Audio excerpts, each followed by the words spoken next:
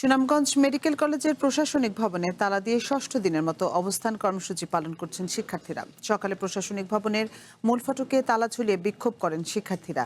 তারা জানান, কলেজে 500 শয্যার হাসপাতালের প্রয়োজনীয় অবকাঠামো নির্মাণ শেষ হলেও 1 বছর ধরে হাসপাতাল চালু হচ্ছে না।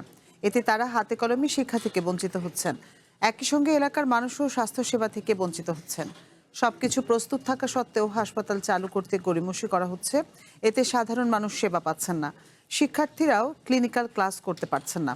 গত 15 এপ্রিল আন্দোলন শুরুর পর একাধিকবার আশ্বাস দেওয়া হলেও এখনও হাসপাতাল চালু হয়নি এবং একাডেমিক কার্যক্রমে পর্যাপ্ত ক্লিনিক্যাল ক্লাসের সুযোগ নিশ্চিত করা হয়নি।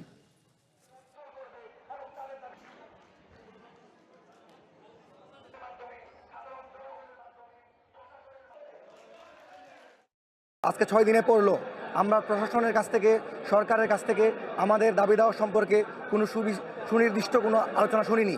তারা শুধু মিটিং করবেন বলতেছেন, এখনো তারা বৈঠকে বসেন নাই। সিনিয়র ভাইয়ারা আছে, তারা সবাই যাচ্ছে সদরে ওয়ার্ড ক্লাস করতে। আমার ফার্স্ট প্রফের পরেই আমার ওয়ার্ড ক্লাস স্টার্ট হবে, আমি কোথায় করব সেই দ্বিধাদ্বন্দ্বে ভুগতেছি। আমরা যতক্ষণ পর্যন্ত কোনো দৃষ্টান্তমূলক ব্যবস্থা দেখতে পাচ্ছি না আমাদের হাসপাতাল চালু নিয়ে, আমরা ততদিন পর্যন্ত আন্দোলন করেই যাব।